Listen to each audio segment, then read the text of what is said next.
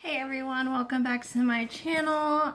Today I thought I would talk a little bit about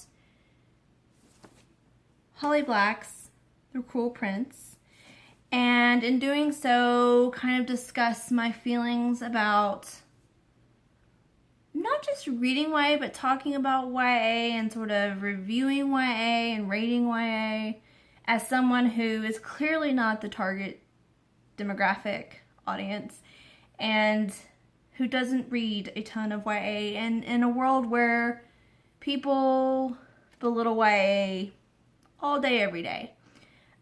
So I'm going to put the book down and just chat. So I guess I want to start where I sort of started with YA. I didn't read a ton of YA growing up because it existed, but it wasn't like what it is today. I mostly read adult fiction by the time I was in high school.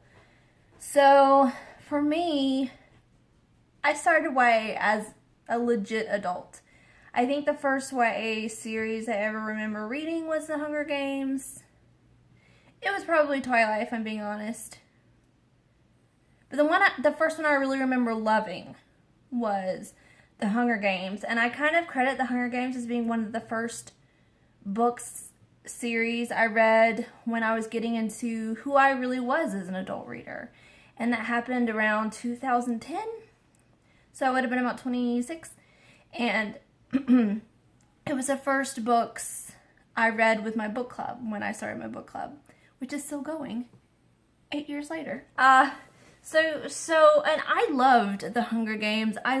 Particularly the last book, which I know is a very unpopular opinion, but I loved Mockingjay so much as just a book that let its female lead protagonist carry the weight of the things that she had been through. And, you know, she starts in a place and she ends in a very different place.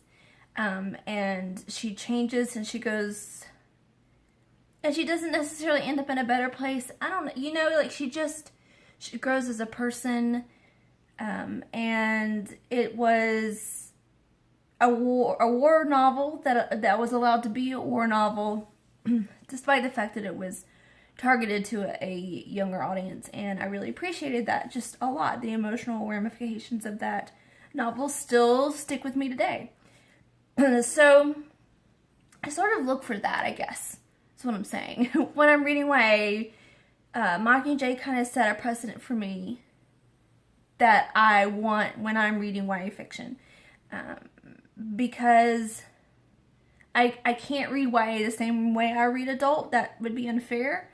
And it's just like I can't read a short story the same way I read a novel. You know, if I expect things to be something they're not, it's always going to be disappointing. So I have to compare YA to other YA, and Mockingjay kind of sits on this pedestal for me. And I have found several YA books since then that I have enjoyed, but it is a little bit harder for me to love all the YA I read. I definitely kind of tend towards more adult, but that's changing slightly these days. So I want to talk about my experiences reading The Cruel Prince by Holly Black. This is a big, buzzy, dark fantasy YA story by an author who has quite the backlist and is very beloved. This book is a new release for this year and something I read pretty immediately. And I've had some time away from it too, because I read it about a month ago, so I know what's staying with me so far and what's not. And I think I get what I get the most out of YA is character, like Katniss in Mockingjay, and where she ends up and the way her story ends, and sort of the trauma that she goes through that she's allowed to kind of that sits with her and it doesn't just leave her, and she's not just some hero of some story. She is this human being who is weighed down by all these things that happened to her. I look for characters who go on similar journeys. Granted, The Cruel Prince is the first book in a trilogy, so I don't know what Jude's arc is going to be, but I want to specifically talk about Jude in this book because Jude is the reason why I enjoyed this. So, The Cruel Prince is not written in a way that I would say changed my life, but I think the way Jude is written as the main female protagonist is its most compelling feature. She is dealing with her trauma. She is dealing with the trauma. I mean, our opening scene in the book is her and her sisters watching their parents be slaughtered. That is an extreme way to open a story, and it tells you something immediately that these girls are going to have to live with this for the rest of their lives. It's images in their heads they're never going to get out, and these are their parents. And then they're taken by the man who slaughtered them to live as his pseudo daughters, and they have to treat him as a father figure. That's so much for 7-year-old kids to deal with. And then Jude tells a story that when she's 11, one of the house guards in the fairy world bites the tip of her finger off, and she has to watch him eat it, and it's just because he hates humans and he can. And that's just, there's so much she has to grow up with, her and Taryn and Vivi, her sisters. And each girl is allowed to experience those things differently. And when we're 10 years down the road, which is when most of the novel takes place, and they're in their late teens, 17 to 19 years old, we get to see how growing up in this violent, cruel world has affected them and how it's going to affect their decisions moving forward into adulthood. And so I really, really, really appreciated that aspect. And I've seen a lot of people hate Jude or say they wish it was Vivi who was leading the story, who was just more palatable, I'd say. But I like that Jude, who is probably the least likable one, I like it's her. I like that it's her. I think her voice is important. I think she takes on some of the angst and the anger that a lot of teenage girls feel. I know that when I was 13 and 14, if I had had this book, I would have loved Jude. I would have really latched onto her because I was an angry teenage girl too. And sometimes the anger got the best of me, like it gets the best of Jude. I like that Holly Black allows Jude to make mistakes, to be incredibly flawed. She's a kid. She's going to be flawed. She's not ready. She's still learning and growing and experiencing things.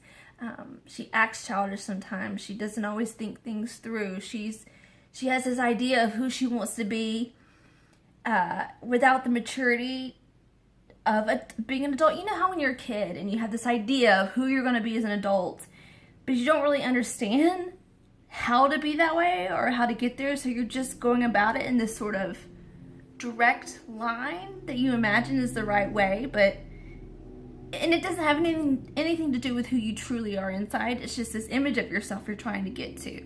And I feel like Jude, she wants to overpower these fae. She wants to be accepted, but also better than. And so she has to almost shed her humanity and kind of embrace the cruelty of the fae around her. And she sees this as a positive thing, or how she's going to fit in, how she's going to conquer this fear and this trauma that she's lived with for so long. I just really appreciated her anger. I really appreciated the way that the weight of her life has affected her, and I look forward to seeing how she deals with it going forward, and how, if she can grow out of it, if she can find her way and find sort of a peace almost.